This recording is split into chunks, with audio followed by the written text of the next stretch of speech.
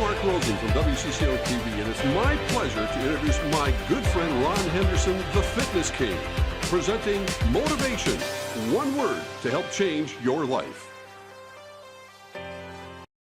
Welcome to Motivation. I'm Ron Henderson, aka the Fitness King. With me on today's show is the one and only Mark Dolfini. Right. Mark is the best-selling author of The Time Wealth Investor 2.0. He's also the founder of Landlord Coach LLC. Welcome to Motivation. How are you? Oh, great. Thank you so much. I'm excited about today's show. I went and watched a couple of your videos, looked at some of your stuff on, I even Wikipedia'd you. You can do that now on Google.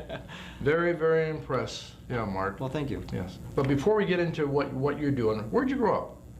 Well, I actually grew up in upstate New York, and Okay. I loved growing up where I did because it was such a I literally grew up on the edge of nowhere, and it was kind of serendipitous for me because I didn't really enjoy being around other people as much as a kid. You would have Really? thought, yeah, Okay. but it actually worked out quite well. I think it set me up to be much more sociable as an adult. But it was a great area to grow up in, and but once I left upstate New York, I never went back. You don't have an accent. My mom grew up in Scotland, so Okay. she was very adamant Oh, about making okay. certain that we spoke proper. Really? Okay. Okay. So you grew up and went to high school there and all that Yep, stuff? graduated, and then after I bounced around a little bit with community college, never really took that very seriously, and graduated, I think, 352nd out of 354th, so I was not a stellar student by any stretch. Okay. Okay. Were you know, because like I said again, I did a lot of research on you, so obviously you're very smart. Were you good at math and financial things like that when you were young? You know, like in high school, Mark? Yeah, I was probably could have been good at anything I actually really wanted to be good at, but I just never spent much time really putting any effort into the things that I just really should have been doing. Really? Yeah, so I was good at a lot of things, but I was really good at spending a lot of time trying to figure my way not to do things. Not to do things, so okay. I figured out how to graduate from high school, but actually technically not have to have a passing grade to do it.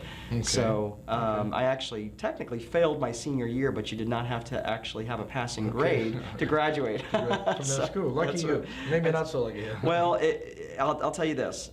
It made life very, very difficult later on because after I had joined the Marine Corps, I decided that I did want to go on to into the university level. Well, they weren't going to take me with that academic career, Right. so I had to sit down and get really, really intentional about taking the SATs and learning all the things I should have been learning in high school. Right. But once I got settled into that, I actually got a good enough SAT score to get into Purdue, and Okay. that's where things really started to take off for me. Okay, and I noticed you're wearing that. So you went. How old were you when you went into the Marine Corps? I turned 21 while I was in basic training. San Diego? Paris Island. Okay. Yeah. I know San Diego. Yeah. Paris Island was horrible. Yes. Yeah, but it was honestly it was a furnace, and it was. I mean, they are professional tail jerkers. They Right. really know how to train Marines. And you spent 4 years in the Marine Corps? I did. Yeah. Okay. Yep. What experiences from that has helped you actually become the person that you are today? Any that you can think of? Yeah, well, honestly, the Marine Corps was very good to me and very good for me. I mean, first and foremost, obviously, just getting through and challenging myself where it was all based on me and what I had to do, right? It wasn't anything, I mean, my dad wasn't going to be bailing me out. It was all on me at that point. And it was really the first time I really just started to make a decision as a man on standing on my own 2 feet. But beyond that, when I got selected for navigation school, I was actually, because of my high aptitude scores that I got on the ASVAB. Oh, look at you. I know, right? It just shocked me. But when they actually selected me to be an aerial navigator, which was at the time we were still celestial navigators. We were still shooting celestial lines of position with a sextant. So that changed obviously with GPS, but Yes. but it was a really amazing opportunity, and that's being in charge of the navigation of an airplane over the Pacific Ocean, where there's not a spot of land within 1,000 miles. That's a big deal. That's a lot of pressure. That is, but it was really good because it really forced me to learn to become self-reliant and know that I could literally do anything I wanted. Right. Why'd you get out, if I can ask? Honestly, my family, my father specifically, he's my hero. Unfortunately, I lost him a few years ago, but he's one of the smartest men I knew. Mm-hmm. And 8th grade education, and decided to, he built a trucking company pretty much Yep. out of, from scratch. Okay. But with that, he instilled in us kids a really good work ethic, and also the spirit of entrepreneurism. And that's, being an entrepreneur was really not, didn't really align with my future career Sure. of being a Marine. Okay. So it was, I love the Marine Corps, it was good for me, but it was time to move on. Okay. And then you said you left there and went to Purdue. Uh-huh. Okay. You're an author now, and you're the landlord coach. You're involved in all this stuff. What did you take from college that helped you too as well get here? And how did you get into where you are now? You're a speaker, you're an author. Right, that's a good question. So while I was in school, I started buying some rental properties while I was there. In school. And what made you do that?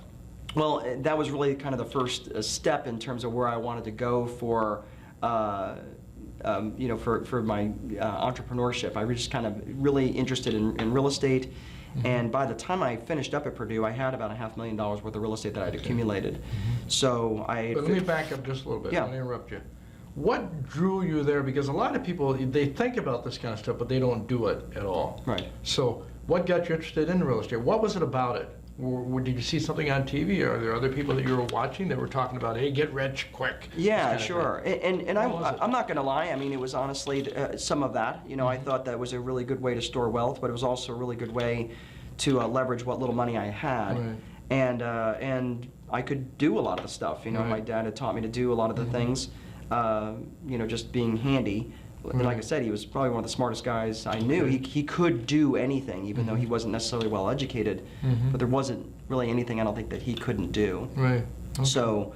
So I got into the real estate side of things just really more because it just seemed like a natural fit for what I wanted to accomplish. And you were good at buying property without having any experience. You kind of knew what to buy, all that? Well, the job will teach you. Okay, well, yeah. Right? Yeah. And so I started asking around. I worked with different banks, different lenders, and finally I figured out, I got one kind of nailed down and said, okay, what's the formula that you guys are looking for?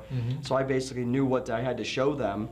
And I worked several jobs while I was, several full-time jobs while I was going to school full-time, all while I was still accumulating these properties. Did you? What else were you doing for work as well? I was working at a hotel as their night auditor and really pretty much pinch hitting whatever I needed to do, but I was also working at a local bank. So I would go and it was craziness really, but I would go and open the bank from 7:30 till about 9 to where my first class was. Sure. And then go do my classes and then come back, cover lunches, and then go to another class and then come back and close the bank. Sure. And then I would go to then I'd go home Sure. and sleep sometime between 5 to 10:30ish, and then go to my night audit job, which was around 11 o'clock from 11 to 7. And then overnight I would get my homework done. So you were paying your dues, and I asked you these questions because motivation really is about motivating people to take that next step in their life. So people see you as a successful person, but people don't really realize what you've gone through. Yeah, I don't. I think it was. I'm not exactly sure who said it, but it takes an awful long time to be an overnight success. Right, exactly. I used to work 19 hours a day. Yeah. I'd leave one job, and now I will share this with you. The advantage that I had was I loved every single thing that I was doing. Right. And I was good at it. I think when you're good at something, it makes it easier. It makes Do you agree? Definitely, yeah. And from that side of things, I originally had gone to Purdue and was accepted into the hospitality program. Right. But then I went into the management program because it just was a better fit, I felt. And I learned the hospitality business by working there. That was probably just a better Okay, was that before the understanding. Marriott? Yeah, it was before the Marriott. Yeah, it was a local company. But I went and worked with the Marriott after I graduated and worked there for a couple of years. Okay. Yep. So you got, I see you have a book here called The Landlord, The Judge, The Landlord Tale. What is that about? Yeah, The Judge is, this is a small book. It's really meant to be really just kind of a fast read. Which is what I like. Can you see that? Of course. I love fast reads because here's the problem.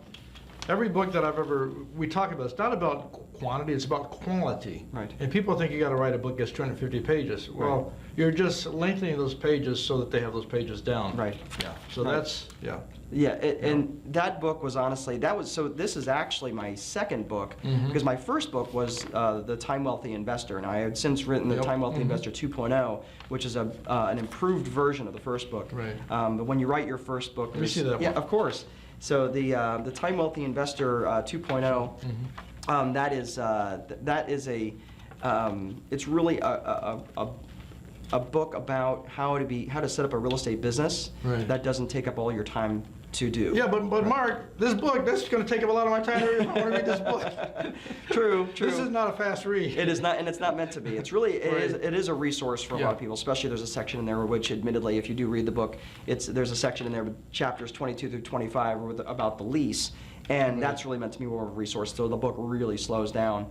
But it is the real concept of that, the whole concept of being time wealthy, is really learning to be in control of your calendar. Yes. Because so many people get into rental real estate and they end up creating a job for themselves. Oh, yeah. Really, any entrepreneur, they end up creating a job for themselves and not living this American dream, but they end up working 19, 20, 22-hour days with no end in sight, and it's really it's the worst job in the world because they're working for a maniac. They're working for themselves. I agree. So this is the first book that you wrote, Phil. The Landlord's Tale. Well, actually, yeah. So, the Time Wealthy Investor was the first book, okay. but this is I wrote The Judge because I recognized that there was a lot of people who really needed something smaller, and and this book really gives gives 3 solid lessons about people who are trying to about a guy who really has it figured out, but he thinks he's got it figured out, but he's working a job. And he's got these rental properties on the side, and he does what I refer to as undertime. And undertime is when you're stealing time away from your employer when you should be working. Sure. And we all do it. Yeah, I know a guy like that, yeah. Right. It happens all the time. It's many women who are planning weddings do that. I mean, I get it. But this guy, he's doing that as just a matter of that's what he does all the time, right? Okay. So when he gets visited, I don't want to spoil the book, but when he gets visited by someone called the judge, he learns pretty quickly that he's about to lose it all. So it's. And what was inspiration for writing the book?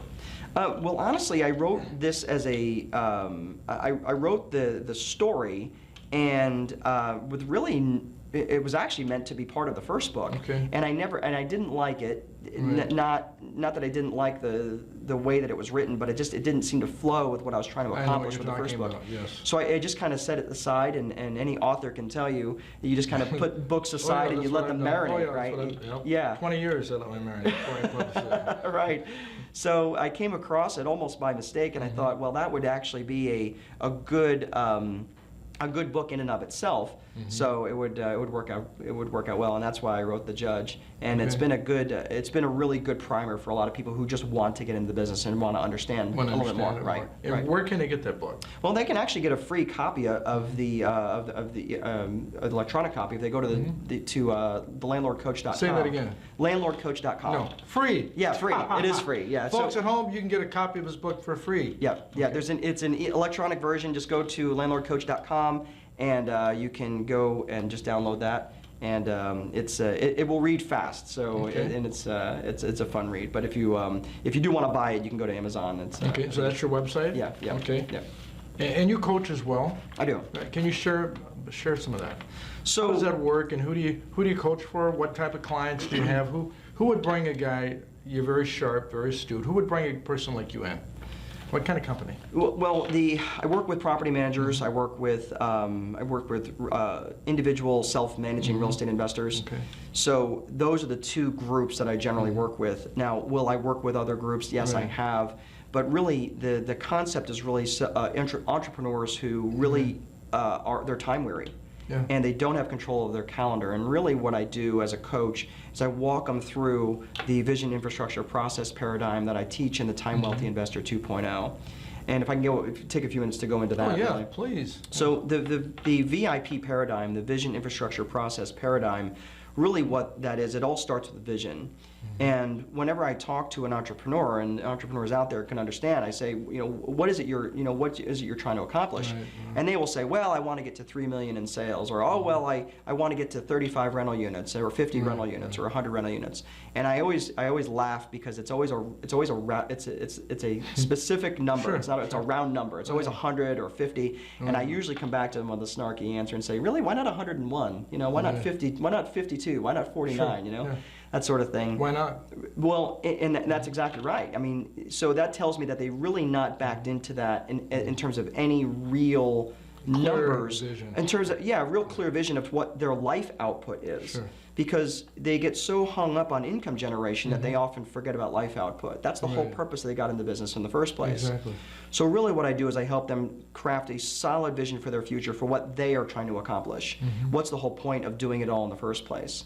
Right. So when I really start to get in and I really start asking why, and asking lots of why questions, and almost always they get to this hiccup where their eyes will well up, and that's when I know I'm getting close to say, now it's real for you. Right. Now so you really want to homeschool your children. You really want to move your mother closer to home because she's ill, and you want to spend those last years with her.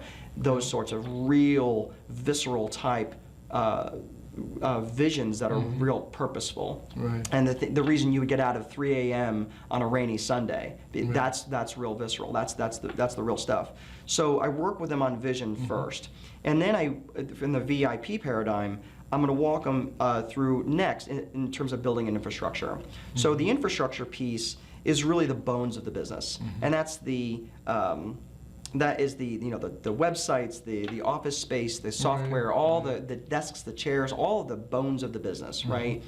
And the reason why infrastructure comes next is because if you set up a vision that is to rub cocoa butter on your belly for 2 months out of the year, laying on a beach, if your infrastructure is set up to where you need to return emails and phone calls in a timely manner, it's going to be hard to do that. your vision's going to fall apart, and so is your business. So it's not going to be enjoyable for you at all. So you really need to have a vision clear, so when you're setting up your infrastructure, it's in alignment with that vision. That's kind of biblical. Make the vision, make it clear. Okay. So you seem very passionate about this. Why do you care so much about helping people in this area? Well, the reason being is because living my life the other way, it nearly killed me. Right. And I mean, it literally nearly killed me. Because you're very successful and kind of lost a lot of it, didn't you? I had, so, when and it wasn't like I sat down to come up with a VIP paradigm. It wasn't that. And the last P is the process, and it's really the rules upon which you operate. And then, so it all stays in alignment. But when I walked through all of this fire, it was really, I was working 20 to 22-hour days. The real estate market had fallen apart. I couldn't have worked any more than I could have. And literally, I was grabbing naps in Lowe's parking lot and things like that. It was craziness. It was absolute craziness. And I got pneumonia, and I almost died. I almost got to the hospital, and I remember very distinctly laying in this triage room, and I'm just watching the room just close in on me. And I thought, wow, this is this is it. This is really where I'm going to die. And fortunately, I pulled through. But 3 days in the hospital, and I just knew it was madness that just couldn't continue. So after I really sat down and got purposeful about what my vision really was, I was able to climb out of that, and I lost, out of a $6 million portfolio, I lost $4.5 million of that. And I climbed out of that hole and was able to become much more successful. But it was not a straight linear rise. It was really climbing out of the dust. And you're here. You didn't jump off the roof or something. Very common in New York back in the old days. Right. Indeed. So, yeah. Indeed. Yeah. Yeah. I love your story. You married? Got kids? Yep. Got 2 boys back in Indiana, and they are my vision for them, and that's part of my vision is to is to raise 2 good men, and right now they're 10 and 13, and Okay. that's my whole goal. So. All right, are they speakers too like you? They speak well? Come on. I'm growing them to be leaders, so if they can choose to do whatever they want, but right now I'm pretty happy because my soon-to-be 8th grader, was selected for student council. Okay, So that's I'm notable. looking forward to that. So what's next for Mr. Mark Dolfini? What's next for you? I mean, thinking about the future, because I know you set these visions and all this stuff. What's next? Well, I want to bring the vision infrastructure process paradigm to more entrepreneurs, places, right? yes, Because I recognize it, and I'm getting this feedback, and it's just feedback, but it keeps it was at first it was 1 data point, then it was 2, and then it was 100, where people are reading the book, The Time Wealthy Investor 2.0, and that have no interest in real estate, but they said this book really fundamentally changed the way I think about my business, and I'm not even really interested in real estate. Right. Then they were thinking, well, actually, I probably could get into real estate, knowing what I learned from the book, but I really want to create this society of people that understand what time wealth is, Right. and how to be time wealthy, and focus not on income generation but on life output. Now we all need income to live. I'm not saying we all live like Kashi crunching, Sure. people that don't need income. But really, for me, I want to bring that message to a much larger audience among the small business owners of the world. Right. I love it. Now, you got a person out there thinking about maybe getting into real estate. All that glitter is not gold. So what do you tell these people? Because they can buy that piece of property, Mark, and think they're gonna, because they watch all these shows, flip it, trip it, whatever they want to call it. Flip Okay. this house and all that. And all yeah. of a sudden they've lost all their money. In fact, one of the main houses that I ever owned, I purchased for $122,000 in Golden Valley. Wow. Sold it for 7 years. I wanted $350, but the market changed. I got $305. Only put 30 grand into it. I Right. lucked out. Right. But I could have purchased that house 3 months before for $99, but I didn't believe anybody's going to sell a house with that property for that price. Right. Well, the problem was this guy purchased 3 pieces of property during the same month. And his wife was like, what are you doing with the property? You're not doing it. You need to sell one of those. So I lucked out. Right. Well, there are a lot of people out there like that. They have that extra money and they're just winging it.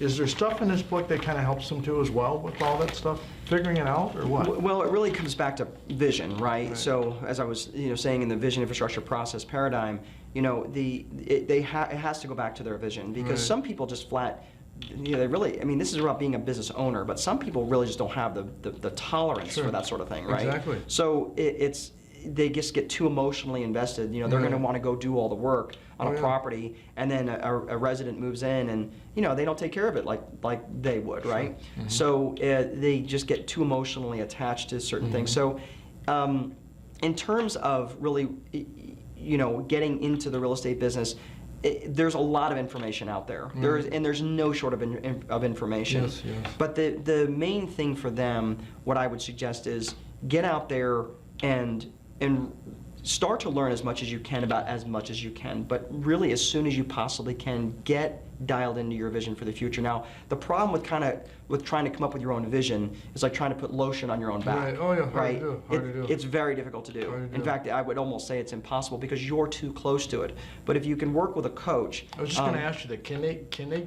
Do you coach people that way too? Do you do I- online or over the phone coaching as well? I do, yeah, and that's where a lot of times it's via Zoom or some teleconference, but it's difficult to do sometimes without someone to ask the questions why. Exactly, I agree. And when I'm coaching with them, there are times where I've had clients quite frequently, they're having an emotional moment on the other side, and I just have to sit quietly while they go through that, and it's tough because we all bring this nonsense, this head trash to everything that we do, that we're not worthy, and we're not how dare we think that we're going to get into this and be successful, and all this other stuff that comes up, and that's the stuff that we have to work through. I call it the big butt factor. Yeah, right. Absolutely. Yeah, I understand where you're going with that. Absolutely. Right, Yep. right. So what would you say to the viewing audience right now that's listening, maybe they thought about getting involved in real estate, what would you say to encourage them? Well, the main thing really is about making sure that you establish a vision for your future, for why you think you want to get into real estate in the first place, and don't do it just because you think, well, that's a great way to make money. Because as you obviously know, Right. wealth comes and wealth goes, but there is no amount of money that will make time irrelevant. And when you stop for just a second and think about really what it is that you're doing it for, and really get purposeful, and don't say, well, my kids are my why and all this other stuff, but your vision is almost a little bit more selfish than that. It's a literally, something that you really want to do, something you really want to be. Yeah. It's not necessarily about the having, but it's really about the state of being, state of doing. Once you can get really clear on that, then the mechanism really becomes much easier to decide on. So it may not, at the end of the day, it may not be real estate. But what I would say is, get a solid vision for your future first and foremost, and then if you have any questions, feel free to reach out to me, and maybe I can help you guide them along the way. Right, sounds good. Now, last question, Mark. Are you still selling real estate? Are you still buying real estate right now? Or have you kind of backed off from that? I've been hoarding cash for a little while, so I've got a property that I actually am flipping, but it's actually, and I don't do a whole lot of flips, but a part of my vision for my future is to raise 2 good young men, and so they're off on summer vacation right now, so guess what they get to do? They're going to come help me flip this property. There you go. So you're flipping with Chip and them. No. Right. I like the show. What it's called? Chip and the one lady? Honestly, I don't even remember. I love those shows. Yeah, I love it. So, folks, you've been watching Motivation with the one and only Fitness King and Mark Dolfini. He is an author and a spokesperson. I call it a spokesperson, but he's really kind of he's a coach and author. Make sure that you check him out. You can go to his website. Give it to him one more time. Landlordcoach.com. Right. Been watching Motivation, and all that you do, stay fit, stay blessed, and we'll see you next time on Motivation. Thanks for coming on the show. That was my pleasure. Thanks. The Great Recession, it almost killed me, literally.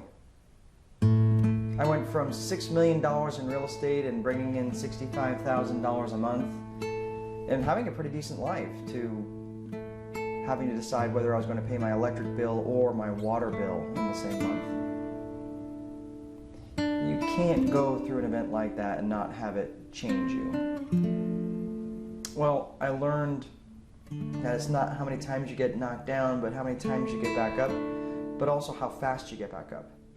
Yeah, I could have gotten knocked down and laid there for a while and let other people feel sorry for me and become victimized by it, and of course posted about it on social media. But what would have been the point? How did it change me? I learned that when you keep trying and you keep trying and you keep trying and you get back up, you start learning 2 things pretty quickly. You learn how to get hit, but you also learn how not to get hit. The Great Recession literally almost killed me. I mean, I nearly died from double pneumonia from working so many hours and so hard. But the thing is, when you get hit hard, you learn how to hit harder. I was able to climb out of a $4.5 million hole without declaring bankruptcy. Now I oversee a portfolio several times that amount, and instead of working 18 and 20-hour days, I live a much more balanced life. I get to teach others to create white space in their world and create control of their calendars. I've created a society of time-wealthy individuals that now get to experience a world based on life output and not one based on income generation. The biggest lesson I learned: there is no amount of money that will make time irrelevant.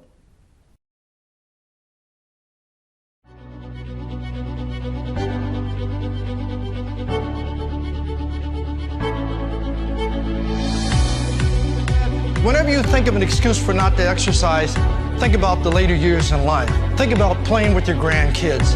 Think about being 70 and being able to run.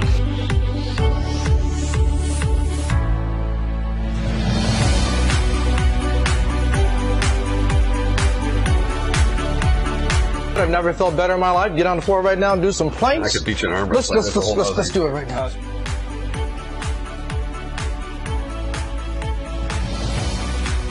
Count of 3, say strong body. Count of 3, say strong mind. What do you have? Strong body, strong mind. Say it. Thank you. Give yourself a round of applause. Thank you. To book Ron Henderson for your next event, call 612-386-8178 or send an email to ron@fitnessking.com. That's ron@fitnessking.com.